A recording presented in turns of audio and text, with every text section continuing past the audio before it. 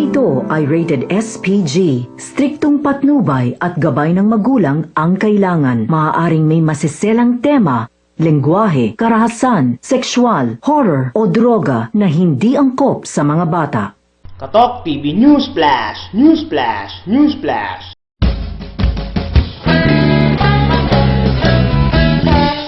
Ito ang Katok TV and I'm your host, Micaela Gonzalez. At nandito po tayo ngayon sa Imus City Hall na kung saan po gaganapin ang isang press con para kay Mayor Emmanuel Maligsi.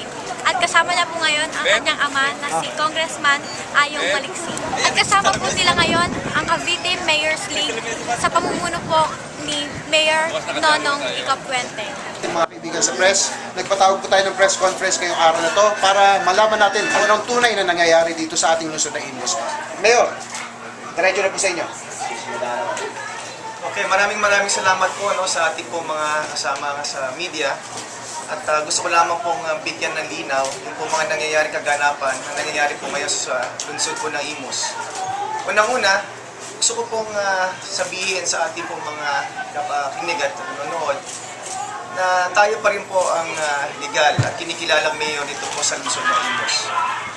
Wala pa hong DILG recognition yung pong kabila na sinasabi po nila at hindi pa po tayo nai-issuehan ng writ of execution. Gusto ko lamang po ipaliwanag yung ating pong kaso. Last week po kasi nagkaroon ng desisyon ng Korte Suprema, nakalagay po doon, natalo po ako ng 8-7. At nakalagay po doon sa Rules of Court, dapat po talaga meron pa tayong legal remedy. At ang legal remedy nga po natin ay mag-file pa ng motion for reconsideration. Natanggap po natin ang kaso noong pong Friday. At nung Lunes, tayo po agad ay nag-file ng motion for reconsideration.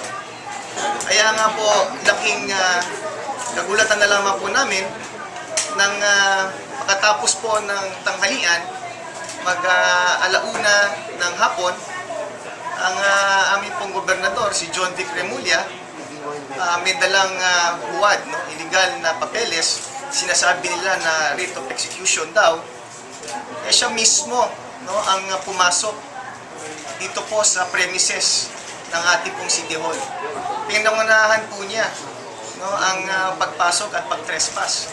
At pinakita niya yung kanyang pagiging barumbado, yung pagiging alintindang niya, yung kanyang pagiging brusko. Tinulak, nasaktan po yung aming pong mga supporters.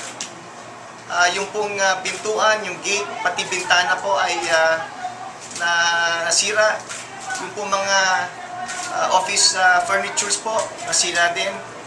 Yung pong umawat na hepe ko po, hindi lamang namura, naitulak, at nasaktan pa. So ito po ba ang dapat na ugali ng isang gobernador? Pinakamataas na posisyon dito po sa ating lalawigan. Siya po mismo pa ang nangunguna sa mga aksyon na papakita ng karahasan. Kaya nga po kami ay nalulungkot sapagkat ang aming lungsod po ng Imus ay tahimik. Yung po mga ginagawa nila ay pagpapakita ng karahasan. Isa pong violenting aksyon na hindi po dapat talaga tinotolerate. Kaya nga po kami ay naandito para ipaliwanag yung mga issues na naglalabasan. At sinasabi po ng aking katunggali na siya daw dapat na ang maupo. Dapat po natin idaan pa lahat sa tamang proseso. Hindi pa tapos ang proseso tungkol po doon sa akin. Binigyan pa po tayo ng pagkakataon na magsampa ng motion for reconsideration at ito po ay dinidinig pa sa ating pong Korte Suprema. Kaya yung kanilang mga aksyon ay talaga po mga illegal sapagkat kulang sa papeles, hindi pa recognized ng DILG, pinipilit na pong agawin sa atin ang pwesto at tayo po ay pinapababa na. So ako po na andito, pinaglalaban ko lamang po ang aking karapatan. Kung ang isang katulad ko, kaya nilang yurak-yurakan ang aking pong karapatan, paano pa kaya yung mga simple at ordinaryong tao na walang kalaban-laban? Katulad po ng mga tao na nagbabantay at mga supporters ko. pinagtulakan, nasaktan. Kaya po nakakalungkot, no, na ang isang opisyalis na katulad niya na dapat pamarisan, kakakitaan ng mga hindi magagandang asal, no? Mga asal na delentado, barumbado, parang naghahari-harian talaga. Kaya nga po, sinasabi ko, no, kami po ay magpa-file ng karampatang kaso at bukas po ng umaga, magpa-file po tayo ng kaso sa ombudsman.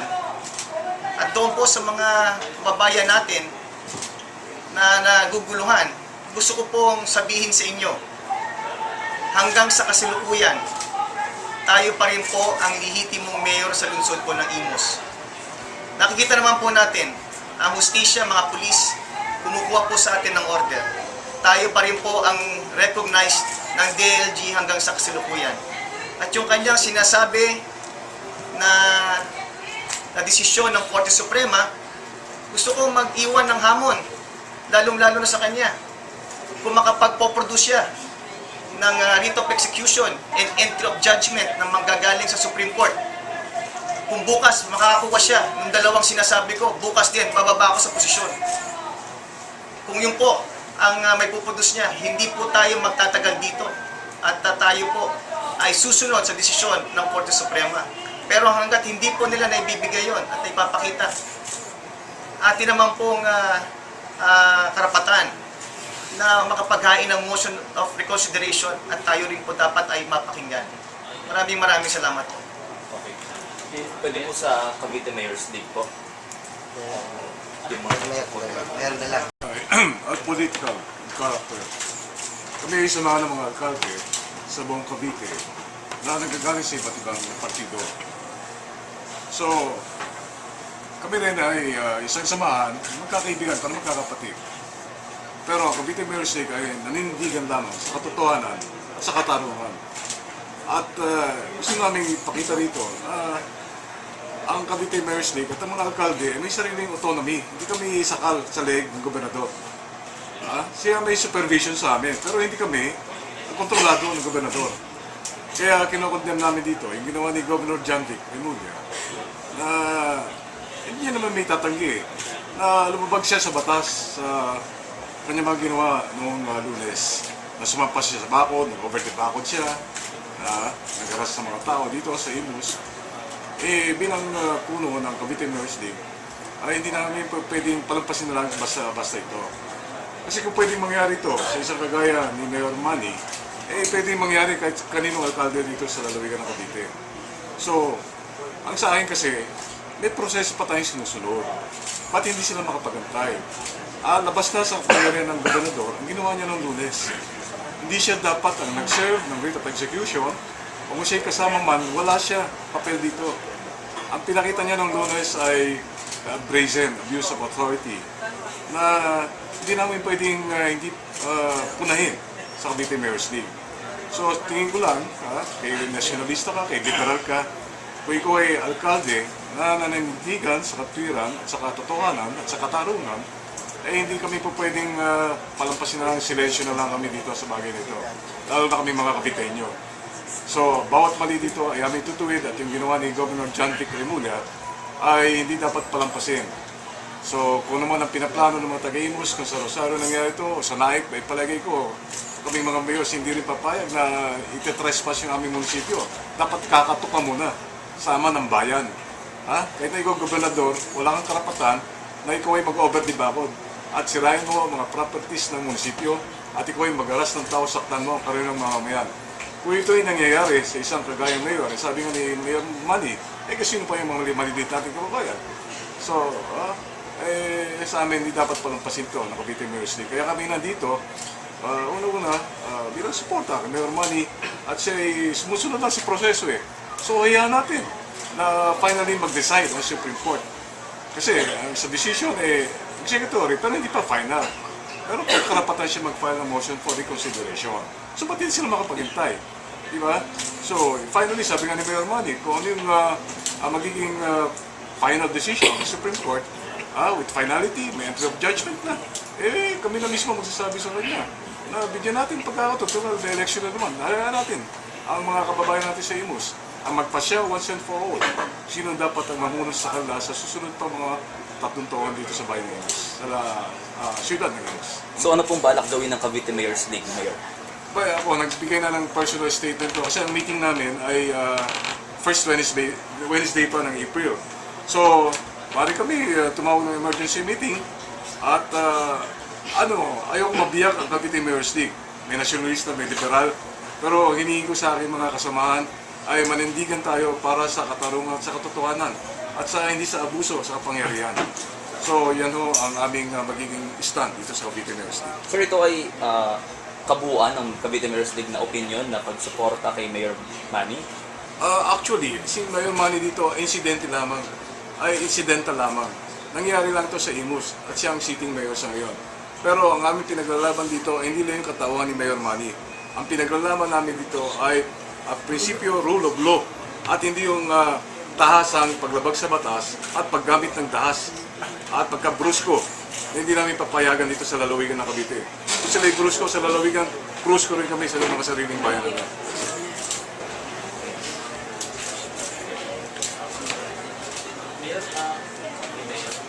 Mayor, anong pakiramdam po ngayon na dumarating po yung mga paalyado, nagbibigay ng suporta sa inyo? Ano po yung pakiramdam mo?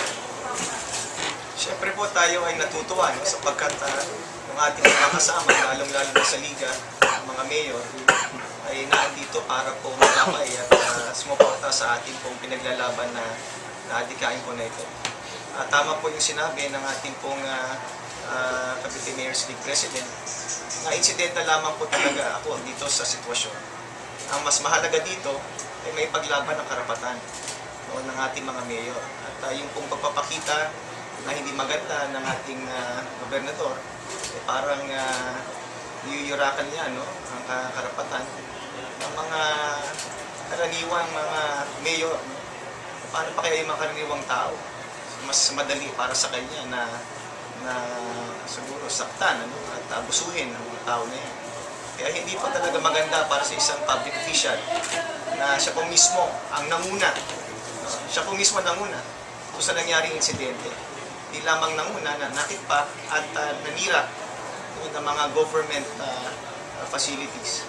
So isa pong bagay talaga na dapat ikondena. May gusto po ba kayong sabihin po, Mayor, sa President? Meron doon siya. Wala naman ba? Sanay, ito aming masura dito sa Mayor's League. Dating judge, Miss Karen. Former judge. Mas magaling sa batas. Ako ay kasama din sa Cavite Mayor's League.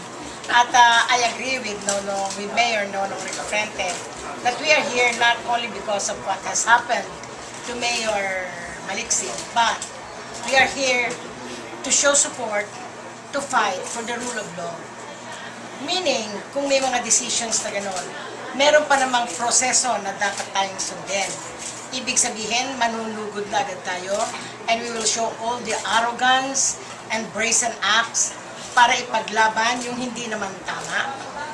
And if that will always happen in all incidents, abay, magkakaroon tayo ng chaos.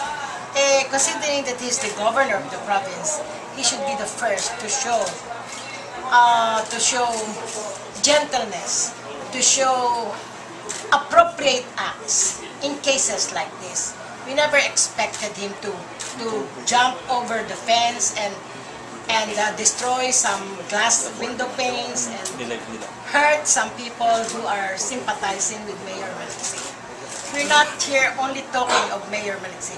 We're talking of the rights of every Caviteño against abuse and inappropriate and brazen acts, especially coming from the highest official of this province.